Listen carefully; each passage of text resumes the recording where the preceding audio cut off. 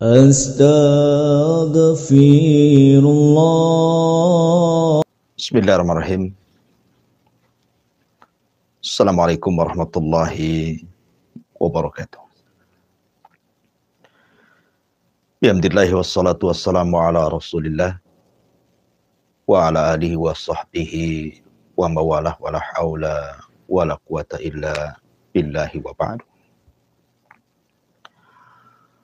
Alhamdulillah, segala puja dan puji hanya milik Allah subhanahu wa ta'ala. Tentunya salawat iringan salam kita hadiahkan kepada Rasul kita, Nabi besar Muhammad sallallahu alaihi wa ala alihi wasallam. Ma'asyiral muslimin, para pendengar dan para pemirsa di manapun Anda berada. Alhamdulillah, di pagi hari ini Allah subhanahu wa ta'ala masih melimpahkan nikmatnya kepada kita sehingga kita bisa bertalabul ilmi di pagi hari ini. Pembahasan yang kita akan bahas di pagi hari ini akan membahas tentang syafaat al-udhma, syafaat besar yang merupakan kekhususan Rasul kita Nabi besar Muhammad sallallahu alaihi wasallam kepada umatnya yang tidak diberikan para nabi dan rasul yang lain. Ma'asyiral muslimin yang dimuliakan Allah subhanahu wa ta'ala. Syafaat itu artinya adalah talabul khair lil ghair. Mencari kebaikan kepada orang lain. Karena pada hari kiamat, manusia tidak bisa langsung meminta kepada Allah subhanahu wa ta'ala. Melainkan mereka harus mencari perantara demi kebaikan mereka kepada Allah subhanahu wa ta'ala. Dan di antara salah satu perantara yang menyelamatkan manusia pada hari kiamat adalah para nabi dan juga para rasul. Selain tentunya para malaikat, para ulama, para syuhada, orang-orang saleh satu dengan yang lainnya, dan begitu seterusnya. Ma'asyiral muslimin yang dimuliakan Allah subhanahu wa ta'ala. Kita tahu bahwa kondisi pada hari kiamat tidak bisa kita bayangkan betapa mengerikan. Sampai-sampai Ummul Mukminin Aisyah radhiyallahu anha ketika bertanya kepada Nabi sallallahu alaihi wasallam soal hadis yuhsyaruna yaumal qiyamah khufatan uratan ghurlan buhman. Pada hari kiamat manusia akan dikumpulkan dalam kondisi tanpa beralas kaki, telanjang, bulat tanpa sehelai pakaian. Dan akan dibangkitkan sama sekali tidak dikhitan dan tidak membawa harta di badan. Ketika Aisyah radhiyallahu anha mengatakan, "Ya Rasulullah, kalau semua orang tidak berpakaian baik laki-laki dan perempuan, bagaimana dengan aurat kami?" Aisyah radhiyallahu anha bertanya soal aurat perempuan, menunjukkan sifat malu yang dimiliki Ummul Mukminin. Bagaimana dengan aurat kami para wanita yang akan dipandang oleh kaum laki-laki pada hari kiamat? Karena semua tidak memiliki pakaian. Maka Nabi SAW mengatakan, "Ya Aisyah, perkaranya jauh lebih dahsyat dibandingkan melihat aurat." Ya, karena pada hari kiamat, yauma yafirrul mar'u min akhi wa ummihi wa abi wa sahibatihi wa bani likulli mri'in minhum yawma idzin sya'nun yughni. di mana manusia akan lari dari saudaranya, lari dari ibu bapaknya, lari dari anak dan pasangan. Masing-masing manusia sibuk dengan sendiri-sendirinya. Begitulah kondisi hari kiamat. Belum lagi Allah subhanahu wa ta'ala dekatkan matahari di atas kepala satu sehingga keringat bercucuran. Ada yang tenggelam selutut, ada yang tenggelam sepusat, ada yang tenggelam sedada. Bahkan ada yang tenggelam dengan keringat, sesuai dengan amalan. Manusia tidak bisa duduk, apalagi berbaring. Manusia hanya bisa berdiri. Yauma yaqumun nas li rabbil alam. Pada hari kiamat manusia hanya berdiri menghadap Rabb mereka dan juga menanti keputusan Allah subhanahu wa ta'ala. Ma'asyiral muslimin yang dimuliakan Allah subhanahu wa ta'ala. Ketika itulah manusia diarahkan untuk datang kepada Abul Bashar al-Ula, Nabiullah Adam alaihi salatu wassalam. Kemudian meminta syafaat kepada Adam alaihi salatu wassalam. Dan mengatakan, ya Adam, bukankah engkau bapak manusia? Ishfa' lana ila rabbik. Ala tara ila ma nahnu fi. Wahai Adam, mintakan syafaat untuk kami. Cobalah datang kepada Rabb. Tolong kami. Tidakkah kau iba melihat kondisi kami yang seperti ini? Tapi Adam alaihi salatu wassalam mengatakan, aku tidak bisa. Kan aku pernah melakukan dosa yang membuat Allah murka, yang Allah tidak pernah murka sebelum dan sesudahnya kepada nafsi idhabu ila Ibrahim. Urus diri kalian. Sebaiknya kalian bertolak kepada Ibrahim alaihi salatu wassalam. Akhirnya kemudian manusia pun mulai bertolak kepada Nuh. Sebelum Ibrahim mereka bertolak kepada Nuh alaihi salatu wassalam. Maka mereka pun sama jawaban. Tidak mendapatkan apapun dari Nabi Allah Nuh alaihi salatu wassalam. Kecuali Nuh hanya mengatakan, intalik ila Ibrahim. Coba kalian pergi menuju Nabi Ibrahim. Maka mereka pun bertolak kepada Ibrahim alaihi salatu wassalam. Meminta syafaat. Dan mengatakan, ya Ibrahim, ishfa' lana ila rabbik. Ala tara ila ma nahnu fi. Wahai Ibrahim, mintalah kepada Rabb agar kami mendapatkan syafaat. Tidakkah kau ibu melihat kondisi kami? Tapi Ibrahim juga mengatakan, aku tidak bisa. Sebaiknya kalian bertolak kepada Nabi Musa. Maka manusia pun kemudian pergi menemui Nabi Musa alaihi salatu wassalam. Tapi jawaban Nabi Musa alaihi salatu wassalam pun kurang lebih dengan jawaban para nabi sebelumnya. Dan mengatakan, nafsi, aku tidak bisa. Urus diri kalian. Sebaiknya coba kalian bertolak kepada Nabi Isa bin Maryam. Maka manusia pun bertolak menemui Isa ibnu Maryam. Akhirnya kemudian Isa pun tidak menyebutkan alasannya. Tidak menyebutkan uzurnya. Tapi Isa mengatakan, sebaiknya kalian datang kepada Muhammad sallallahu alaihi wasallam, Nabi kita. Maka manusia diarahkan menuju Nabi kita. Kemudian Nabi sallallahu alaihi wasallam melihat manusia yang begitu banyak. Sejak Adam sampai manusia yang terakhir mati dengan trompet sangkakala Israfil berkumpul di padang mahsyar. Kemudian Rasul mengatakan, analah. Kan ku coba. Akhirnya kemudian Nabi SAW diilhamkan Allah subhanahu wa ta'ala untuk sujud. Di bawah arsy Allah subhanahu wa ta'ala. Dengan sujud yang lama sekali. Sampai akhirnya Allah subhanahu wa ta'ala mengatakan, ya Muhammad, irfa' ra'saka. Angkat kepala. Sal. Tu'ta. Qul tusbu. Ishfa' tushaffa. Ya Muhammad, minta kau akan diberi. Bicara kau akan didengar. Mintalah syafaat. Aku akan beri kau syafaat. Maka Nabi SAW tiba-tiba teringat umat dan mengatakan, ummati, ummati. Ya Allah, umatku, umat. Di antara mereka ada yang masuk neraka. Bisa gak kau selamatkan mereka?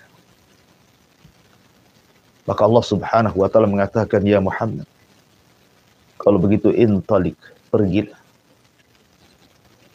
Faman wajada min ummatika habbata sya'irin aw burrin min iman fa akhrijhu minan nar. Cari umat.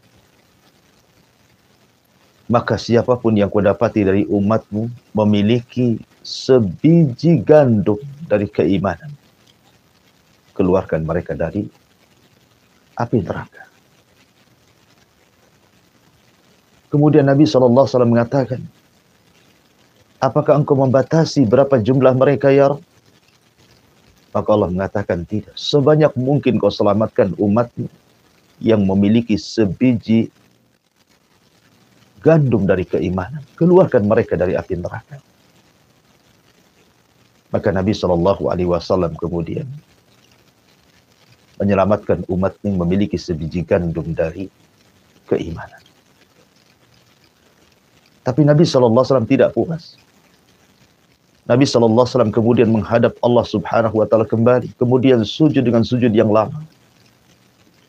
Kemudian Allah Subhanahu wa ta'ala katakan, irfa ra'saka ya Muhammad. Angkat kepalamu wahai Muhammad. Sal tu'ta. Kul tusma. Ishfa' tu syafa'. Minta, kau diberi. Katakan, kau didengar. Mintalah syafaat. Aku akan beri kau syafaat. Maka Rasul kembali mengatakan, ummati, ummati. Ya Rabb. Umatku, umatku. Di antara mereka ada yang masih masuk neraka. Maka Allah Subhanahu wa ta'ala mengatakan, kalau begitu intalik, pergilah, jumpai umatmu. Man kana fi qalbihi mithqala habbati min khardalin minal iman, fa akhrijhu minan nar. Kalau begitu pergilah wahai Muhammad. Temui umatmu. Maka siapapun di antara umatmu yang memiliki iman sebiji atom, keluarkan mereka dari neraka. Kemudian Rasul mengatakan, berapa jumlah mereka ya Rabb? Maka Allah mengatakan, sebanyak-banyaknya. Maka Nabi SAW menemui umatnya dan menyelamatkan orang-orang yang sudah divonis masuk neraka, yang memiliki sebiji atom dari keimanan, maka Rasul mengeluarkan mereka. Cukup sampai di sini? Tidak. Nabi SAW masih sayang dengan umatnya. Nabi SAW kemudian sujud kembali. Dengan sujud yang lama. Kemudian Allah Subhanahu wa ta'ala katakan kembali, irfa ra'saka ya Muhammad. Sal tu'ta. Kul tusma. Ishfa' tu syafa'. Angkat kepalamu wahai Muhammad. Minta, kau diberi. Katakan, kau didengar. Mintalah syafaat, kau beri syafaat. Maka Nabi SAW mengatakan, ummati, ummati ya Rabb. Bagaimana dengan umatku? Bagaimana dengan umatku? Subhanallah. Bagaimana Nabi SAW khawatir dengan umatnya. Nabi SAW tidak mau kalau seandainya ada umat yang masuk neraka. Maka Allah Subhanahu wa ta'ala kalau begitu, intalik, pergilah. Temui umatmu. Faman wajada minhum adana, adana, adana.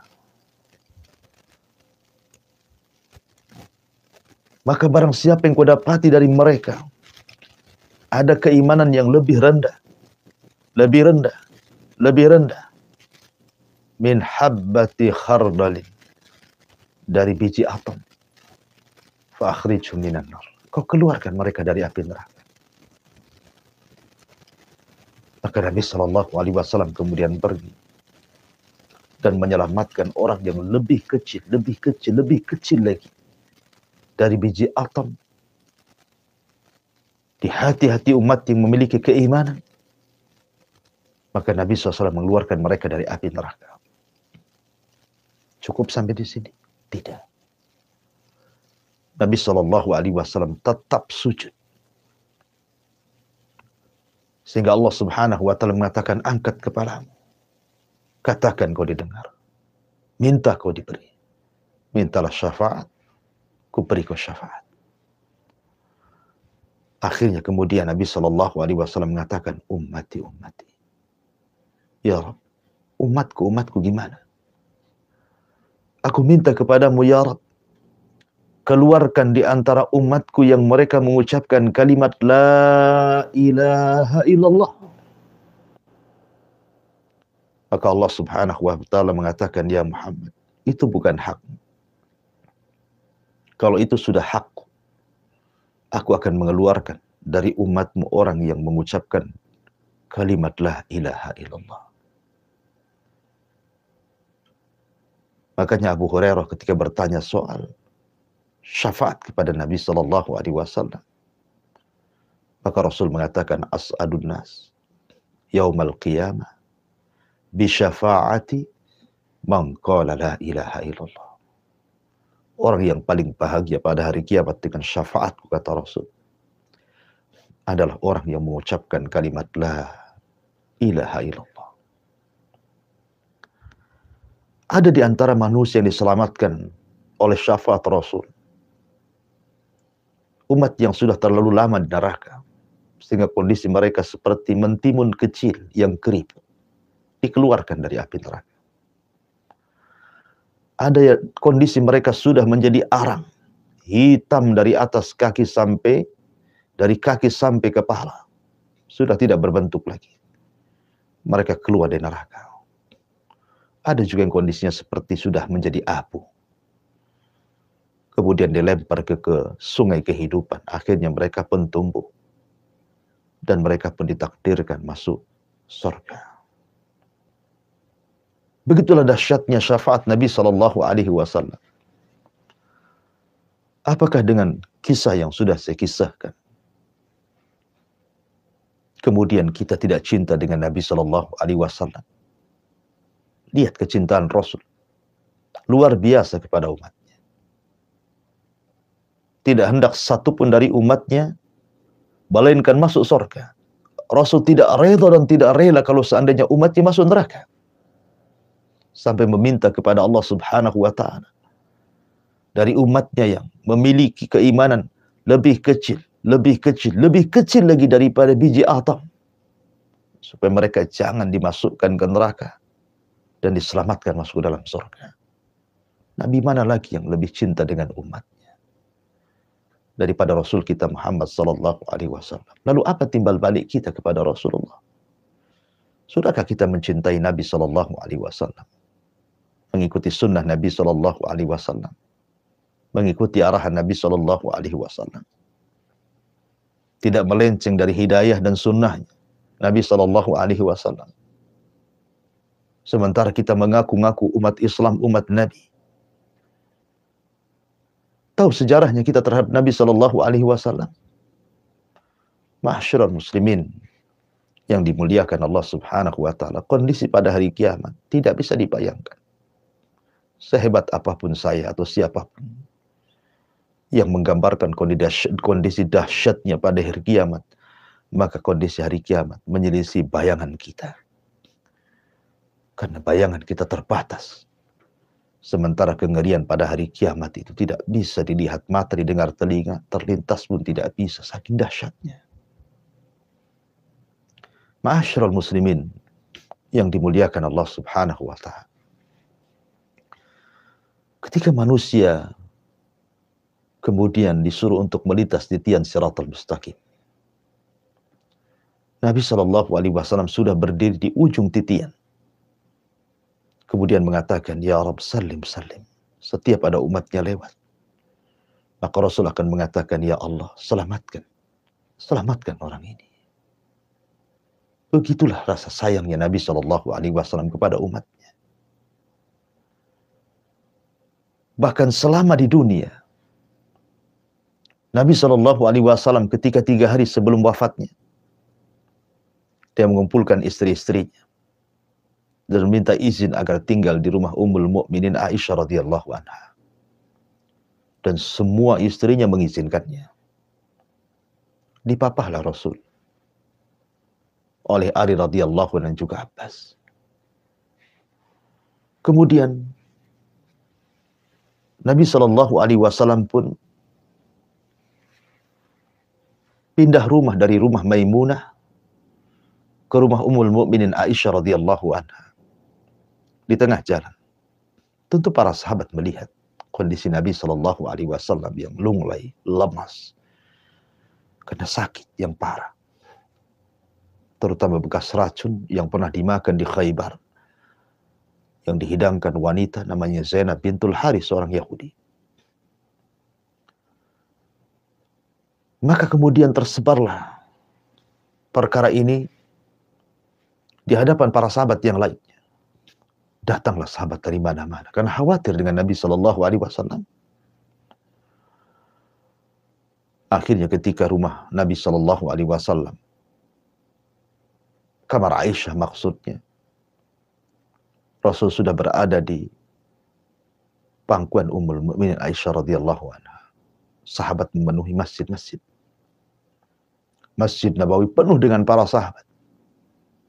Jalan-jalan gang-gang kota Madinah penuh dengan para sahabat karena khawatir kondisi Nabi SAW. Dan sebagian para sahabat ada yang menangis. Sehingga suara tangisan mereka menggemuruh dan sampai ke rumah Aisyah radhiyallahu anha. Kata Nabi SAW, suara apa itu wahai Aisyah? Maka Aisyah radhiyallahu anha mengatakan, ka'annahum takhafuna alaik, ka'annahum yakhafuna alaika ya Rasulullah. Seolah-olah mereka khawatir dengan kondisi wahai Rasul. Maka Nabi SAW mengatakan, mana Ali? Mana Fadl? Angkat aku. Maka Ali radhiyallahu anhu dan Fadl pun mengangkat Rasul, menemui para sahabat. Kemudian berkhutbah. Dan itu khutbah terakhir. Setelah itu Rasul tidak pernah berkhutbah lagi. Yang ingin saya katakanlah isi khutbah Nabi. Kata Nabi SAW, inna mau'idukum ma'i laysa fid dunya. Walakin mau'idukum ma'i fi haudhi. Wahai sahabatku, wahai manusia, perjumpaan kita, perjumpaan kalian denganku bukan sebatas di dunia. Tapi perjumpaan kalian dengan diriku kelak di telagaku. Subhanallah. Nabi SAW seolah-olah ingin mengatakan tenang. Bukan berarti sepeninggal diriku kalian akan berpisah selamanya denganku dan tidak akan berjumpa. Tidak. Kalian akan tetap berjumpa denganku. Kapan itu? Kata Nabi SAW, di telagaku. Dan itu bukti cinta Nabi tidak mau melepaskan dengan umatnya. Alhamdulillah, kita punya Nabi yang sangat mencintai umatnya. Nabi yang memiliki rasa rahmat, kasih sayang yang luar biasa. Laqad ja'akum rasulun min anfusikum azizun alaihi ma'anittum harisun alaikum bil mu'minina raufur rahim. Telah datang kepada kalian seorang rasul dari jenis kalian. Amat sangat berat apa yang dirasakan umatnya kepadanya. Dan sangat bersemangat untuk memberikan hidayah kepada umatnya. Dan teramat sayang dan kasihan kepada umatnya. Dialah Nabi kita Muhammad sallallahu alaihi wa ala alihi wasallam. Wallahu a'lam bishawab. Ini yang bisa sampaikan, mudah-mudahan ada manfaatnya. Saya kembalikan ke moderator, falyatafadhal mashkura. Nah, Ustaz, jazakallahu khairan Ustaz untuk ilmu yang sangat bermanfaat sekali bagi kita semua, sahabat HAM dimanapun Anda semua berada. Alhamdulillah telah kita simak majelis taklim kita pada pagi hari ini dengan tajuk mengenai syafaat Nabi oleh guru kita, Al Ustaz Abu Humairah Hafizahullah Ta'ala. Dan kita akan menuju bagian tanya jawab sahabat Hang dimanapun Anda semua berada, yang ada di Batam, Indonesia, Malaysia, Singapura. Dimanapun Anda semua berada, kaum muslimah, sahabat Hang dapat menyisipkan pertanyaan berkenaan dengan penyampaian oleh Al Ustaz pada nomor redaksi Radio Ham FM Batam pada nomor 0811 7006 106. Sahabat Hang juga dapat menyisipkan pertanyaan dalam bentuk pesan singkat ataupun WhatsApp pada nomor 081 803 106 106. Baik, Ustaz, ini ada beberapa pertanyaan yang hadir. Yang pertanyaan yang pertama ini dari Bapak Abdullah. Bapak Abdullah di Batam Kota menyampaikan pertanyaan, Ustaz, mengenai sakaratul maut, Ustaz. Apakah ada tanda-tanda ataupun petunjuk bahwa orang itu meninggal dalam keadaan baik atau su'ul khotimah, atau mungkin orang itu dalam keadaan buruk ataupun disebut dengan su'ul khotimah, Ustaz? Mohon nasihat. Iya. Bismillah, alhamdulillah. Salatu wassalamu ala rasulillah. Apakah ada tanda-tanda saat sakaratul maut bahwa orang itu memiliki tanda husnul khotimah atau su'ul khotimah? Iya. Kita tahu bahwa Allah berfirman, waja'at sakratul maut bil haq dzalika ma kunta minhu tahid. Maka sakaratul maut adalah sebuah hak adanya. Itulah yang membuat engkau lari darinya. Disebut sakarat karena dalam kematian itu ada rasa sakit yang tidak ada yang tahu kecuali Allah. Sakit sekali. Bahkan Nabi SAW pun merasakan sakitnya sakaratul maut itu. Kata Nabi SAW saat detik-detik ajalnya, ala wa inna lil mauti la sakarat. Ingatlah bahwa dalam kematian itu ada sakaratnya. Ada rasa sakit yang luar biasa. Tentu, rasa sakit yang dialami orang-orang yang beriman, boleh jadi itu penggugur dosa akhir dia. Tapi rasa sakit yang dialami orang kafir, orang fasik, ahli maksiat, boleh jadi itu awal adab bagi dia. Nabi SAW pernah mengatakan, ada seorang hamba, jarak dia dengan sorga itu tinggal 1 hasta. Tetapi dia akhiri dengan amalan ahli nar, maka dia pun dimasukkan ke dalam neraka. Ada pula antara jarak dia dengan neraka tinggal 1 hasta. Tapi dia pun mengakhiri amalannya dengan amalan ahli jannah, ahli sorga. Maka dia tidak jadi dimasukkan ke neraka dan dimasukkan ke dalam sorga. Dari sini menunjukkan al-a'mal bi khawatimiha. Amal itu ditentukan akhirnya. Lalu adakah tanda-tanda? Iya, tentu. Ada tanda-tanda yang dijelaskan Nabi SAW. Ada sebagian ulama mengatakan ketika memberikan catatan kepada wa kashafna anhu ghita'akal yawm fa basaruka al-yawm al-hadid. Dan kami singkap kegaiban-kegaiban saat sakaratul maut. Sehingga mata bisa memandang. Ada yang mengatakan bahwa manusia saat sakaratul maut diperlihatkan kepadanya malaikat pencatat yang selama ini mencatat dia raqib dan atid. Kemudian diperlihatkan catatannya. Ketika diperlihatkan catatannya, kalau dia orang yang beriman, dia sangat bahagia walaupun hanya sesaat. Sehingga terkadang diekspresikan dengan tiba-tiba dia mengucapkan kalimat la ilaha illallah. Kemudian dia meninggal. Dan kalau itu yang terjadi, Rasul mengatakan, man kana akhiru kalamihi la ilaha illallah, dakhalal jannah. Maka siapa yang mengakhiri ucapannya dengan kalimat la ilaha illallah, dipastikan masuk surga. Terkadang diekspresikan dengan membaca Al-Quran. Sebagaimana seorang syekh bercerita, ada anak muda yang gemar membaca Al-Quran. Kemudian terjadi kemalangan di jalan. Dia pun masuk ruang ICU rumah sakit. kemudian detik-detik akhirnya dia membaca suratul Najm, wan najmi idza hawa ma dhalla sahibukum wa ma ghawa wa ma yantiqu anil hawa in huwa illa wahyun yuha. Ketika selesai membaca ini, dia pun meninggal. Terkadang dia wasiat dengan wasiat kebaikan. Seperti ada seorang perawi hadis, saya lupa namanya. Ketika dia sakaratul maut, anak perempuannya menangis. Kemudian dia mengatakan, ya bunayya, wahai anak wanitaku, jangan pernah menangis. Karena ayahmu telah menghatamkan Al-Quran di rumah ini sebanyak 4.000 kali hatam. Tidak perlu menangis. Ataupun mungkin dia tidak bicara, tapi berkeringat dahinya. Berkeringat dahinya padahal di cuaca yang sangat dingin. Dan itu tanda-tanda husnul khatimah. Dan yang lainnya, ataupun seorang mukmin yang Allah pilihkan kematiannya dengan cara tenggelam, dengan cara terkena runtuhan, dengan cara mati syahid, meninggal di tempat ibadah dan saat ibadah.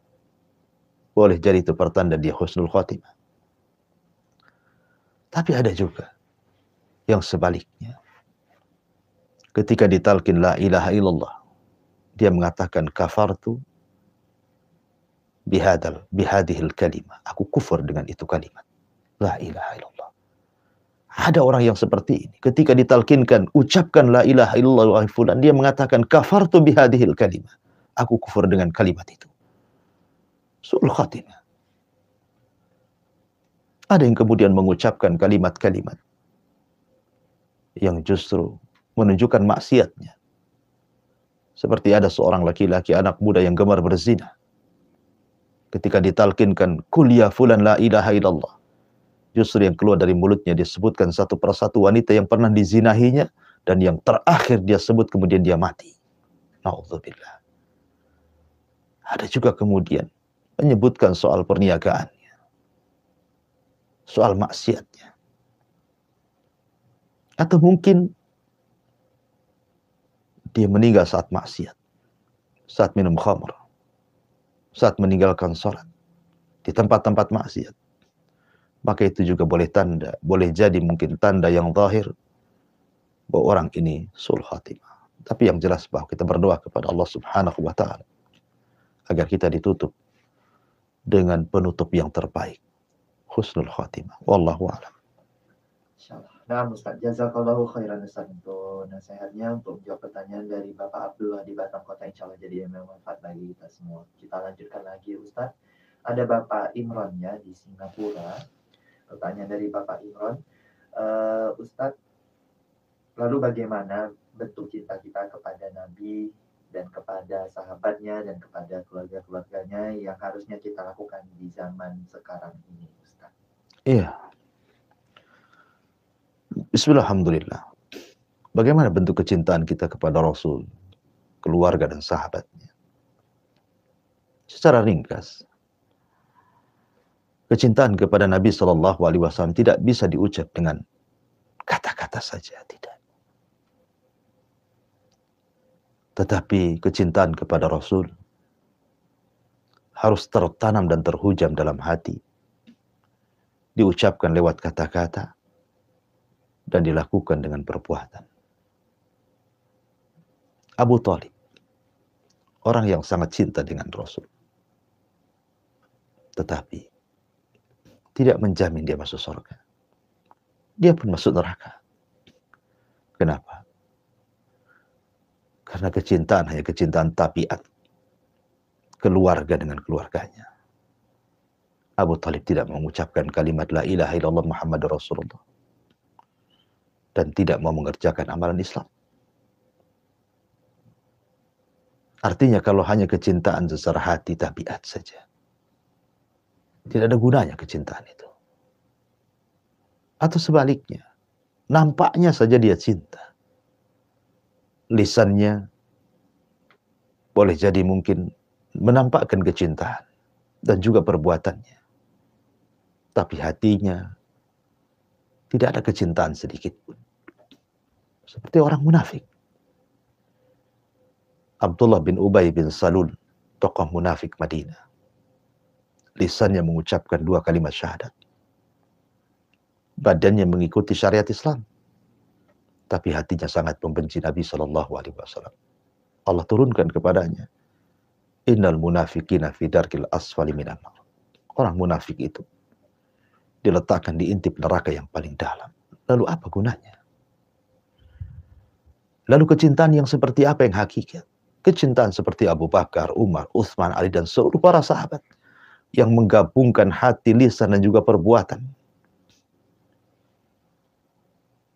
Kalau kita cinta dengan Nabi SAW, sebut namanya. Berbanyak sholawat. Kalau cinta kita dengan Nabi SAW, ikuti sunnahnya. Jangan sunnah yang lainnya. Kalau cinta dengan Nabi SAW, pelajari sirahnya. Pelajari biografinya. Kenali orangnya. Supaya kita lebih cinta lagi. Kalau Anda cinta kepada Nabi SAW, jangan pernah ibadah kecuali dengan menggunakan syariatnya. Karena dia orang yang paling paham dengan Allah. Dan kita tidak paham. Maka kalau kita ingin meraih kecintaan kepada Allah, cintai Allah. Sebagaimana Rasul mencintai Allah. Ikuti Rasul. Benarkan ucapannya. Jangan pernah mendustakan. Ikuti perintahnya. Jauhi larangannya. Itulah bentuk kecintaan kita kepada Nabi SAW secara global. Adapun kecintaan kepada para sahabat, sama. Jangan mencaci mereka. Karena mencaci para sahabat itu bisa kufur. Kemudian contoh mereka. Tashabbahu bil kiram. Kalau kita bertasyabbuh, mengikuti, menyerupai orang mulia, maka kita akan jadi mulia. Karena sahabat sudah berjasa kepada kita. Kalaulah bukan karena Allah kemudian mereka, tentu kita tidak akan mengenal Islam. Maka pelajari biografinya, sejarah mereka. Karena bagaimanapun sejarah itu junud mi junudillah, tentara daripada tentara Allah. Bisa membuat kita menangis, bisa kita membuat kita semangat beribadah, bisa kita membuat semangat untuk sholat, puasa, zakat, haji, dan begitu seterusnya. Pelajari sirah mereka. Wallahu a'lam. Nah, Ustaz, jazakallahu khairan Ustaz. Terima kasih untuk pencerahannya Ustaz, untuk pertanyaan Bapak Imam di Singapura. Mungkin satu pertanyaan terakhir Ustaz yang hadir pada pagi hari ini. Ada Bapak Marwan di Bekasi Ustaz. Bapak Marwan bertanya, Ustaz, mengenai ayat ataupun surah Al-Yawma akmaltu lakum dinakum dan seterusnya itu Ustaz, yang mengenai ayat terakhir yang diturunkan oleh Allah kepada Rasulullah. Apakah makna sempurna dari agama Islam yang terkandung dalam ayat itu? Ya, alhamdulillah. Ayat surah Al-Maidah ayat 3, Al-Yawma akmaltu lakum dinakum wa atmamtu alaikum ni'mati wa raditu lakumul Islam madina. Ayat ini turun ketika Nabi SAW sedang melaksanakan Hajjatul Wada. Haji perpisahan. Dan ayat ini adalah karunia yang besar bagi umat Islam. Sampai-sampai seorang Yahudi pernah mengatakan kepada Salman Al-Farisi, ya Salman, apakah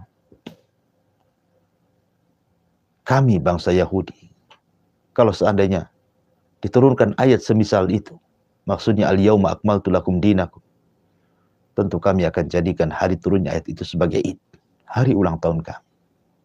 Karena mulianya ayat itu. Adapun makna secara umum ayat itu adalah menilik dari perkataan Imam Malik, Imam Darul Hijrah. Apa kata Imam Malik?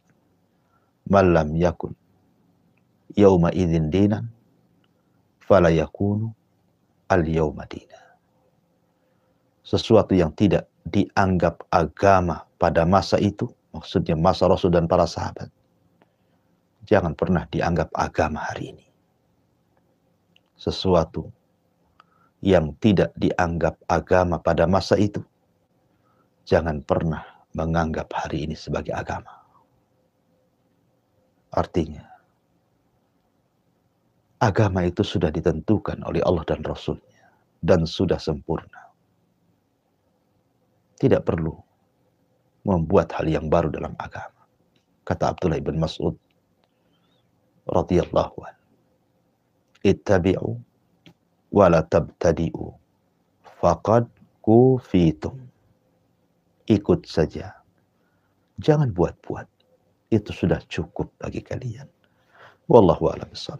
Saya kembalikan ke moderator. Nah, Ustaz, jazakallahu khairan Ustaz untuk jawaban untuk pertanyaan dari Bapak Marwan di Bekasi, Ustaz. Ada satu soalan terakhir ini, Ustaz. Oke. Kalau ini yang paling terakhir, ini dari salah seorang Bapak Ibu di Batam Kota. Ustaz ingin bertanya, Ustaz, apakah ada doa-doa khusus untuk mendapatkan syafaat Nabi Muhammad, Ustaz? Mohon nasihatnya. Iya, alhamdulillah. Secara umum, kalau Anda ingin mendapatkan syafaat Nabi Shallallahu Alaihi Wasallam, perbanyak salawat. Perbanyak salawat kepada Rasulullah, terutama di hari Jumat. Yang kedua, jangan lupa membaca doa setelah azan. Allahumma Rabb hadhihi da'wati tamah wassalatil qa'imah ati Muhammadanil wasilata wal fadilah wa ba'athu maqama mahmudan lati wa'atta innaka la tukhliful mi'ad. Kata Nabi SAW, siapa yang membaca doa selepas adzan maka dia berhak mendapatkan syafaat.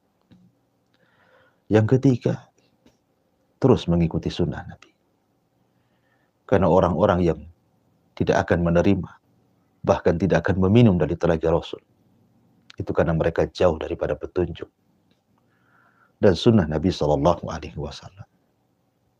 Artinya, biasakan beramal sesuai dengan sunnah. Maka itu sebab terbesar kita mendapatkan syafaat Nabi Sallallahu Alaihi Wasallam. Adapun doa khusus, wallahu a'lam, saya tidak tahu. Tapi doa-doa secara umum tadi, berbanyak sholawat, kemudian doa selepas azan, kemudian mengikuti sunnah Nabi Sallallahu Alaihi Wasallam, dan ingat jangan pernah mendustakan syafaat. Karena ada 4 atau 5 kelompok yang tidak akan dapat syafaat pada hari kiamat. Siapa mereka? Satu orang yang suka melaknat, suka mencela. Terkadang marah sedikit, umpatan yang dikeluarkan, binatang yang disebutkan, kata-kata kotor dan kasar yang dikeluarkan. Orang yang suka la'an, kata Rasul, la yakunu la'anun syufa'a yaumil qiyamah. Orang yang suka melaknat, mereka tidak dapat syafaat. Kemudian yang kedua, orang yang mendustakan syafaat, mereka tidak akan dapat syafaat. Kemudian yang ketiga, imam yang zalim, pemimpin yang zalim, mereka tidak dapat syafaat. Kemudian orang yang melakukan bid'ah dalam Islam, perbuatan yang tidak diajarkan dalam Islam, maka mereka pun tidak akan mendapatkan syafaat Nabi Sallallahu Alaihi Wasallam. Dan yang terakhir, orang-orang yang tidak akan mendapatkan syafaat Nabi Sallallahu Alaihi Wasallam adalah mereka orang-orang yang jauh daripada sunnah Nabi Sallallahu Alaihi Wasallam. Tidak pernah bersolawat, tidak mengikuti sunnahnya, tidak mengikuti petunjuknya. Mereka menyimpang, keluar dari Islam. Maka mereka tidak akan dapat syafaat dari Nabi Sallallahu Alaihi Wasallam. Wallahu a'lam bishawab. Ini yang bisa sampaikan. Saya kembalikan ke moderator. Falyatafadhal mashkura. Insyaallah. Nah, Ustaz, jazakallahu khairan Ustaz untuk jawaban untuk pertanyaan tadi dari Bapak Ibu Bapak dari Batam Kota. Insyaallah jadi bermanfaat bagi kita semua, kaum muslimin dan muslimat, sahabat Alim. Jazakumullahu khairan wa barakallahu fikum untuk penyimpanan sahabat Alim dimanapun Anda berada, dan kepada guru kita Ustaz Abu